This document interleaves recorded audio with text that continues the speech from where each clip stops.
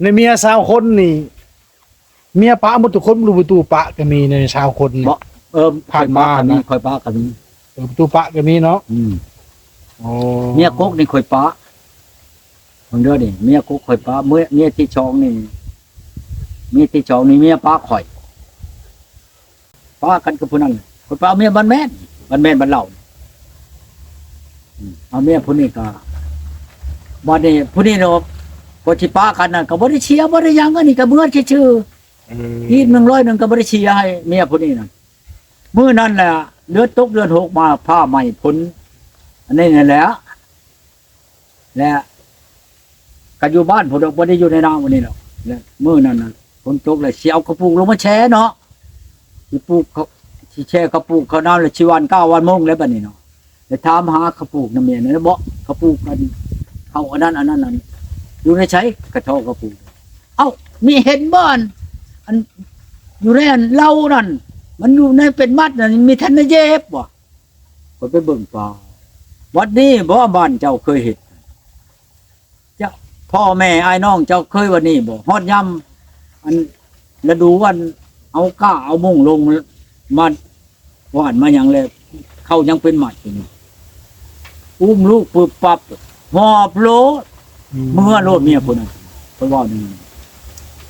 โยกเมื่อนี่ก็เมื่อน้ำก็บ่มาแล้วก็ป้าเลยบ่ได้เอากันเลยเมียให้เมื่อชูหุ้นคนบ่มื้อผู้นั้นมาป้าผู้นั้นอีกป้าผู้บ้านนั้นอันนี้เอาผู้ที่3มันผู้ที่3นี่บ้านน่าเชื่อบ้านอันนี้นะบ้านนั้นนนหังเอาผู้นี้ก็อยู่นำกันนั่นก็จะได้จักปีลอง4-5ปีได้ลูกผู้นึงป้าอีกผู้นี้ป้าผู้นี้แหละมาเอาผู้บ้านนนม่วงนี่ผู้แม่เขาอีกคำอันนี้นั่นหมอลำนะเช้านั่นเป็นหมอลำเลยมาลำในบ้านผู้นี้ผู้เช้ามาชูข่อยมาเอาข่อยเอาเลยดูน้ำผู้นี้หึงได้วงเช้ากว่าปีพุ่นแหละลูกจนใหญ่เป็นเบาเป็นชาวจนเอาเมียกันนี้ป้ากันอีกกับผู้นี้ป้าผู้นี้น่ะไปเอาอันเอาอยู่พุทธเอาอยู่ใต้พุทธเอาอยู่บ้านกลางพุทธบ้านนั้นนั่นนะบ้านนั้นป่วยลาดเอาผู้นั้นมาก็ได้จัก5-6 เดือนแหละป้าผู้นั้นอีกไปเอาอยู่อันชะมวยมาเอาผู้อยู่ชะมวยป้าอีกผู้ชะมวยไปเอาอยู่ชะมวยอีกบัดนี้อยู่กับโต๊ะชะมวยเมืองชะมวยชามเมียเอาอยู่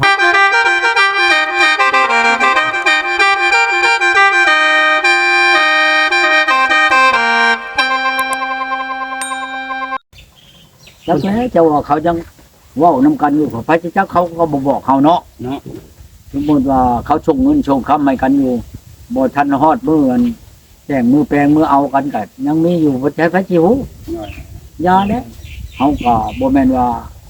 เฮาสิไปห้ามห่วงเขาว่าเป็นลูกเป็นเมียเฮาจังซั่นสิบ่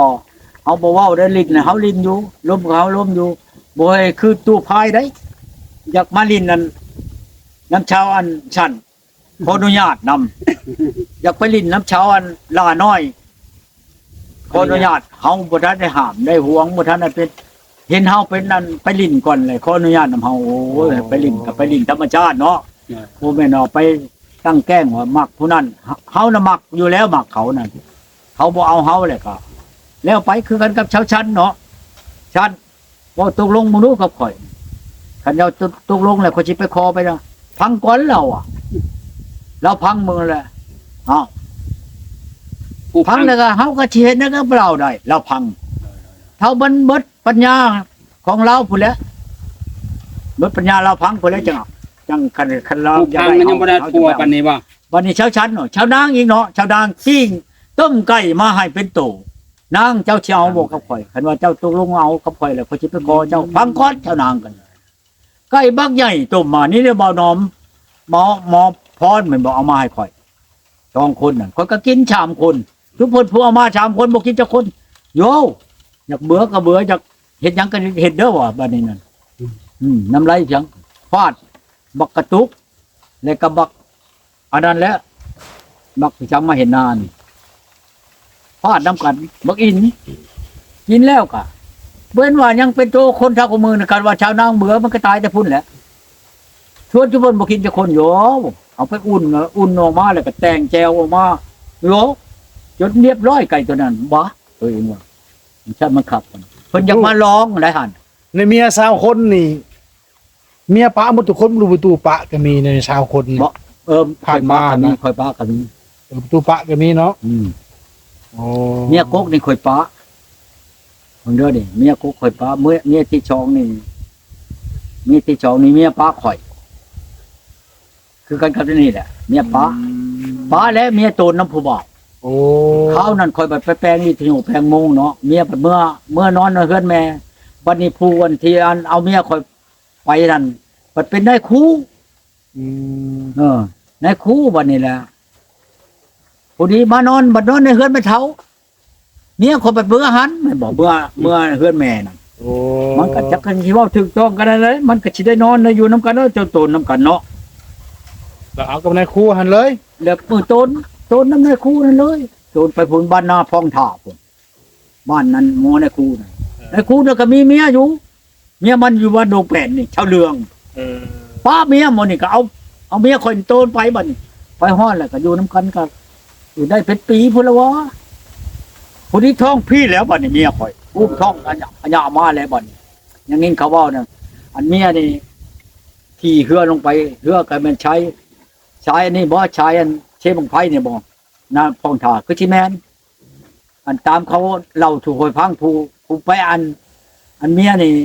มีผู้ไปเอานะไปเอามาเฮือแม่เดี๋ยวผัวในห้องใช่มันก็ย่อพัดตีใช่ชินคือใจอันผัวผู้นั้นน่ะหมออันนั้นน่ะหมอในครูน่ะหมอผู้นั้นมาเล่าถูกคอยฟังมานี่มาได้จักตัวมือแต่มาถามนะชาวมันเองนั่นแหละน้องแม่มันน่ะมาถามข่อยนี่เจ้าสิเอาคืนบ่เมียเจ้าบ่ได้แต่งได้ยังเอามาโลดบ่ข่อยบ่เอาชาวบ้านอายเมืองพอจำนี่แหละเงินนั่นค่าแก้วชิ้นดองข่อยเอาคืนมาแหละในเท่าจนขายเฮือนหลังหนึ่งกับหน้าทงหนึ่งจะเข้านั่นจักกะเชียนหลวงช่ำมงเฮือนน่ะบักแข็งๆเหยียบบ่ติงน่ะ โอ้ นี่แหละนี่อันตาทองดีนี่ตะกี้ตาทองดีนี่เป็นตำรวจนี่ตำรวจอยู่เชโนนี่แล้วก็หัวหน้าบัญชาใหญ่เต็มแหละแล้วว่าตูก้อนแล้วว่า เจ้าชายคอยลายไปไหนก็สิพาเว้าแล้วก็เห็นคอบนได้อยู่เด้ออันเมียตัวน้ำผู้เบาอยู่ปั้นครึ่งคอยไปกับพ่อคอยกับอ้ายคอยปั้นครึ่งคอยเราเว้ารถที่เราห้องเขาไปชานผลชานไปชานเราแล้วก็เขาไปพุ่นเขาพอบอกโจทย์เขาพออีแก้วแล้วเป็นเคยอันทางเมียนว้าวโยแล้วว่ายิ่งนี่ชายคือยังชายในยิ่งคือกันนี่แล้วอันใบประวัติในเราอ่ะมันอยู่นั่นนี่เราบ่เชียร์ก็บ่ได้เขานั้น2816เนาะแปลว่าค่อยแต่ง80,000 โอ้ขดอง 80,000แล้วบัดนี้ไปใช้ค่อยแสนหกของ2816ได้มันทบครึ่งได้บัดนี้ 80,000ตะกี้ไปแล้ว ได้ขายนากับเพื่อนส่งข่อย เออ เพื่อนเราก็ขายขึ้นไปเชฟโปนเมืองพีนพุ่นเพราะว่าชังกะชีพลังตะกี้น่ะมันแพงที่เราได้น้ำชังกะชีน่ะหน้าก็ขายมันก็ได้ตัวนั้นมาป้าผู้นั้นอีกป้ากันกับผู้นั้นเลยคนป้าเอาเมียบ้านแม่นบ้านเล่าเอาเมียผู้นี้ก็บ้านนี้ผู้นี้เนาะพอสิป้ากันน่ะก็บ่ได้เชียร์บ่ได้หยังอันนี้ก็เบื่อชื่อๆอีก100นึงก็บ่ได้เชียร์ให้เมียผู้นี้น่ะมื้อนั้นแหละเดือนตกเดือน6มาผ้าใหม่ผลอันนี้นั่นแหละและก็อยู่บ้านผมบ่ได้อยู่ในนาวันนี้หรอกและมื้อนั้นน่ะฝนตกแล้วสิเอากระปุกลงมาแช่เนาะสิปลูกเขาสิแช่กระปุกเขาน้ำแล้วสิวัน9วันโมงแล้วบัดนี้เนาะไปถามหากระปุกนำเมียนั่นบ่กระปุกกันเอาอันนั้นอยู่ในใช้กระทอกระปุกเอ้ามีเห็นบ่อันอยู่ในอันเหล้านั่นมันอยู่ในเป็นมัดน่ะมีทันได้เย็บบ่ก็ไปเบิ่งป่าวัดนี้บ่บ้านเจ้าเคยเห็นเจ้าพ่อแม่อ้ายน้องเจ้าเคยวันนี้บ่ฮอดยามอันฤดูวันเอาก้าเอามุ้งลงมา ว่านมาหยังแล้วเข้ายังเป็นหมัดอยู่นี่อุ้มลูกปึ๊บปั๊บหอบโลดเมื่อโลดเมียคนนั้นเพิ่นว่านี่โยกเมื่อนี่ก็บ่เมื่อนำก็บ่มาแล้วก็ป้าเลยบ่ได้เอากันเลยเมียให้เมื่อชูหุ้นคนบ่เมื่อผู้นั้นง้อป้าผู้นั้นอีกป้าผู้บ้านนั้นอันนี้เอาผู้ที่ชามมันผู้ที่ชามนี่บ้านน่าเชื่อบ้านอันนี้แหละบ้านนั้นนนหังเอาผู้นี้ก็อยู่นำกันนั่นก็จะได้จักปีลองชี้หาปีได้ลูกคนนึงป้าอีกผู้นี้ป้าผู้นี้แหละมาเอาผู้บ้านนนม่วงนี่ผู้แม่เขาอีกคำอันนี้นั่นหมอลำนะเช้านั่นเป็นหมอลำเลยมาลำในบ้านผู้นี้ผู้เช้ามาชูข่อยมาเอาข่อยเอาเลยก็ดูน้ำผู้นี้หึงได้วงเช้ากว่าปีผู้นี้ลูกจนใหญ่เป็นบ่าวเป็นชาวจนเอาเมียกันนี้ป้ากันอีกกับผู้นี้ป้าผู้นี้น่ะไปเอาเอาอยู่พุทธเอาอยู่ใต้พุทธเอาอยู่บ้านกลางพุทธบ้านนั้นนั่นนะบ้านนั้นป่วยลาดเอาผู้นั้นมาก็ได้จัก5-6 เดือนแหละป้าผู้นั้นอีกไปเอาอยู่ชะมวยมาเอาผู้อยู่ชะมวยป้าอีกผู้ชะมวยไปเอาอยู่ชะมวยอีกบัดนี้อยู่กับโต๊ะชะมวยเมืองชะมวยชามเมีย เอาอยู่หันนะเนาะ บ้านพีนเบพีนอาพีนเชไปเอาเบิดในชามบ้านอันบ้านต่อกันไปเด้หักคนนี้ป้าคนนี้เมื่อเอาคนนี้อีดินน่ะมานอนจักได้จะคืนนอนอยู่มันลูกมันให้อยากเมื่อจังนั้นป้าอีกเมื่อชมฮอดชาละวันฮอดนั้นไปนอนอยู่บ้านผักอยู่ชาละวันคืนหนึ่งเช่ามาก็ไปจ้างรถจักไปชมคน3 คนเนาะลูกมันน่ะกับมันนั่นคันหนึ่งกับโพนครับนั่นคอยนำผู้เดียวนะคันหนึ่งกับมันผู้เจ้าครับนั่นจ้างแต่ชาละวันเมื่อฮอดชะมวย100,000คันละ100,000นะเมื่อฮอดพุ่นแหละก็มอบให้ลุงแหละลุงนั่นแก้วนั่นเป็นนั่นอ้ายของเมียของว่าคอยโทรบอกในใดลุงเอ้ยว่าเมียคอยนี่อยู่ได้ก็บ่อยู่ให้เจ้ารักษาได้มันไปบ่รับบ่ลอยบ่เห็นมันมาฮอดพี่แล้วเจ้าเป็นโทษได้ว่าซั่นคอยไปชิโนมื้อนั้นเขามาปลดคายคอยฮอดชะนำชัยนี่คอยแล่นออกไปเอาเงินในชะนำชัยนี่คอยมาแต่พุ่นบุญได้คอยทันมันย่างมันเถียวทงมันออกไปพุ่นแล้วเดินตายคอยมาคอยไปกุมกอดคอดึงมาคอยก็รักษาอยู่จนมื้อเช้ามาคอยก็เมื่อชมโลดมื้อชมฮอดชะมวยพุ่นแล้วเมื่อฮอดคอยก็ย่างเข้าไปห้องการลุงแล้วก็นับเงินให้คอยมามื้อนั้นโลดได้คอยมาบ่แม่นมาฮอดบ้านออกมานอนอยู่อันนั้นแหละนอนอยู่ชาละวันนั่นแหละนอนอยู่บ้านพักเช่าคอยก็หอบมาเชโน่ไปแล้วของรถคอยพากอยู่ที่รถนี่ได้รถยับคอยหน่อยป้าผู้นั้นแหละก็ไปเอาอีกเอาผู้นึงอีกอยู่ในชะมวยนั่นเอาแล้วก็ป้าอีกป้าผู้นี้ก็ไปเอาอยู่บ้านเพียงใกล้ๆชะมวยแหละบ้านนาทองบ้านหยังอันนี้แต่งข้างแน่เลยไหนมาฮอดเถิดจนข้าวงัวกินอยู่นี่มาแหละลุงนั่นจักเว้าได้ว่าเฮ็ดกินเองนะบ่มีเคยทั้งนี้เฮ็ดเพิ่นเอาคนมาแต่เพิ่นมาแล้วข้าวงัวกินเองพิษอันนั้นอีกน้องเช้าก็มาจนนิ้วก้อยก็ยังบ่ได้จับกับชาวอันนั้นเสียเงิน6 ล้านเสียยังเงิน6 ล้านนั้นไปได้ข้าวงัวแน่แม่นบ่ข้าวงัวข้าวหมูข้าวนั่นแหละงัวก็บ่ได้แพงตัวนึง3 ล้านน้างงัวน่ะมากินเนาะแต่ข้าอยู่พุ่นน่ะแม่ตัวนึงกับหมูตัวนึงประมาณเพื่อนผู้เช้าน่ะคือชำอาหารนั้นนั่งนี่แหละเพื่อนผู้เช้าผู้นั้นเมื่อเอาเงินนำลุงมัน80,000 บาทผู้ใดบ่น้อยๆไดแต่งเมียผู้นั้นแพงอะไรไดหอบลงไปหมอนินแล้วพาไปเขาสิพาไปว่าซั่นพระเจ้ามีเงินมีคำแบบนี้น่ะไปเขาสิพาไปแล้วไปรถบ้านกลางเมืองตะโอยน่ะไปเลยถามหาเมียข่อยเนี่ยที่นั่นของเขาเจ้าอยู่เลยมันนอนอยู่นะเพิ่นนอนอยู่พุ่นไปกลางคืนไปแล้วพอถามถึงมึงสิเอาบ่หุ้นแต่ฉันสิบ่มันบ่เอา เขาว่าละครบันเทิงใจกันเนาะเขาว่าหยังแล้วบัดนี้เอาไปเอาเลยมือเช่ารถเมียคนละมาแต่นามาแต่ให้อุ้มลูกมาลูกก็หาก็ได้เดือนหนึงเสียลูกมาแต่ให้พุ่นแหละมาฮ้อนขอกังเว้นเลยแหละขอนะขอเพรียวคอยนี่ไหน ขอแล้วทั่วบูดีแหละตกลงตรงอันนั้นกันแล้วคอยกับปงเงินปงเขาเลยเมียกับบ้านน้ำข่อยมาฮอดบ้านฮอดเรือนถึงมานอนน้ำข่อยอยู่ที่วันนี้นะมืองามยามมีเราข่อยเอาน้องข่อยแน่เอาเอื้อยข่อยแน่เอาอันหมู่ข่อยแน่พ่อบ้านแน่แล้วก็พวน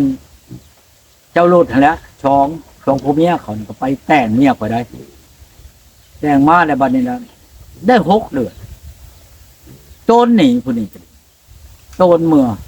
คอยลงไปย่ายงัวเนี่ยคอยขึ้นมาแต่ย่ายงัวมันก็ลงเฮือนข้อยก็บ่ได้นึกว่ามันสิไปไสเนาะลงเฮือนไปเลยโลดบัดเพิ่นนำคอยย้ายฮูบมันตั้งแต่เชโนนี่จนฮอดอันฉมวดบ่นั้นตำรวจยามชายทางอันนี้ไปฮอดคนยืนคาตาเห็นอันฮูบผู้นี้มาเลยอยู่ในรถนั่น กักไว้บ่ สมมุติว่าหมู่เจ้ากวดรถเนาะอยู่ในปั๊มมันอันนั้นเด้ปั๊ม น้ำมัน ไม่อะไรแย่นั่นแต่กวดแล้วหมู่เจ้าเอาฮูบเนี่ยไปเบิ่งกระเห็นแล้วเจ้ากักไม่ให้ข่อยข่อยให้10,000 บาทเบอร์โทรข่อยแน่ปั๊มนี่หั่นวันนี้ล่ะเบิดเดือนหนึงแล้วเธอก็ผู้นั้นโทรมาโทรมาบ่เห็นจักหน่อยแคปนั้นโทรมาก็บ่เห็นเอาไปจนบ่เห็นละเบิดเดือนหนึงข่อยไปมันไปเองข่อยไปรถพอเท่าว่าบ่เห็นเฮ็ดได้ไดว่าซั่นข่อยขอเงินคืนโอ้ยเราอ่ะยอมเลยเรามันเบิดแล้วบ่มีหยังได้ลูกเลยนำหาเจ้าก่อนนั่นเถื่อมันเห็นบ่คันมันเห็นคนมาชมเงินอันนี้ข่อยบ่จักเว้าหลายนำพอเท่า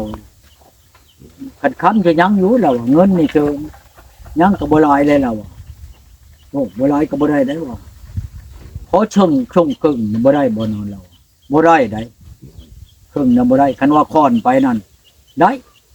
ค้อนหลายไปได้เงิน8อันเงินชาวล้านเด้กับคำบาท1คนแต่งเนี่ยพุ่นแล้วค้อนไปนั่นค้อนน่ะหลายไปได้ค่อยว่าเอา18โอ้ยเรายอมเรา18เก่านี่ยอมแล้วเอาไปเราเอามาเรา16จะไปเรา16เอาว่ะมื้ออื่นนอนอยู่นี่เขาก็นอนอยู่ในเรือนเนี่ยนอนเช้ามาเราไปหลับเงินรวมมาชงข่อยคำก็ยังอยู่น้ำข่อยที่นี่นะทำบาทหนึ่ง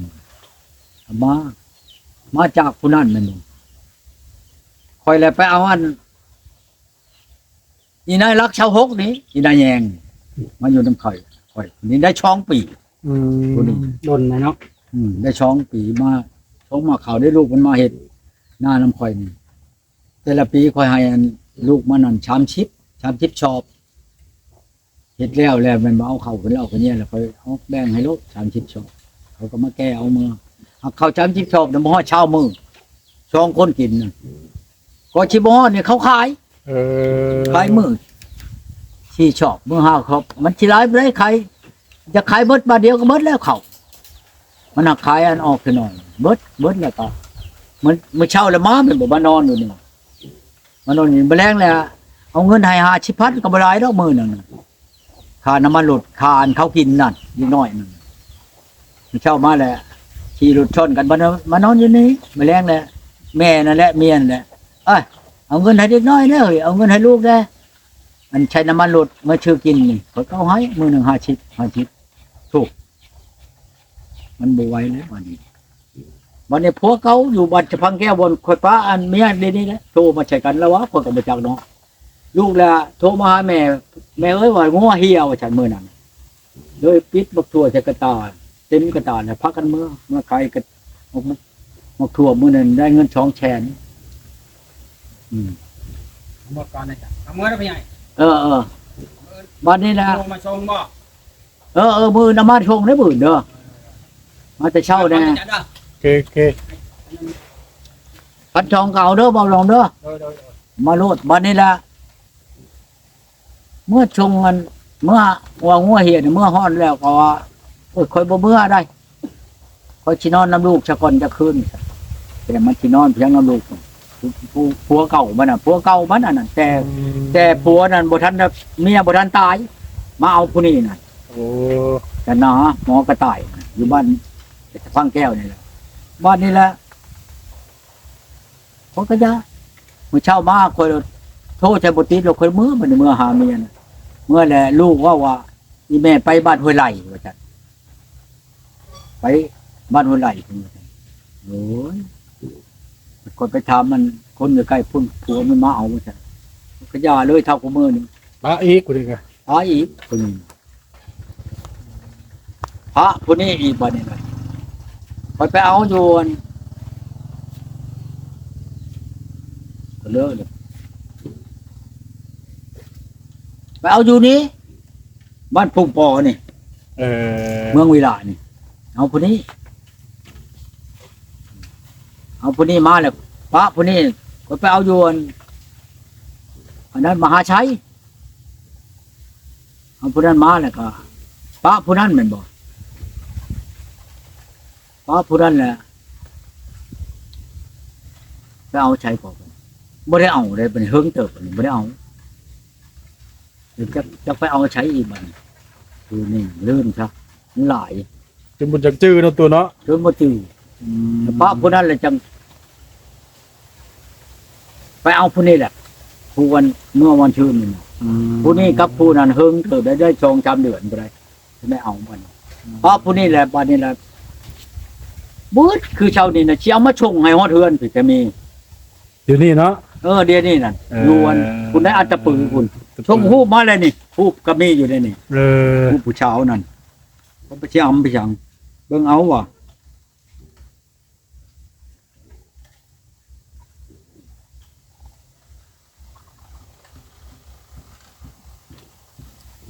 วันนี้ก็ชงมาให้เบิ่งเนาะเบิ่งก่อนนี่ ผู้สาวบ่ตัว โอ้ยผู้เช้าเลยครับบ่แม่นผู้เช้าอันนั้นดอกแบบนี้น่ะผู้เช้าอยู่ในห้านดอกเป็นแบบนี้น่ะห้าน เออ ที่นั่นเพียงไม่ผู้เช้าอยู่ในเฮือนดอกผู้เช้าเฮือนมันทิศอันนี้พระฮอดอันชิ้นฮอดแพ้นี่ เอาโอเคจะตู้ ฮะ แล้วเขากินข้าวเที่ยงบ่นี่ ยังแล้ว โอ้เสร็จแล้วมื้อหน้ามาลมกันใหม่เนาะ จันละสิได้กลับก่อนซะเนาะ แต่ว่าคันวานที่ผูกแขนน่ะมือใดล่ะสิโทรหาเด้อ โอเคโอเค อืม โอเคโอเค ฟ้ากันไหน โอเคขอบใจ ในใดก็ดี โดย จันแล้วเห็นยัง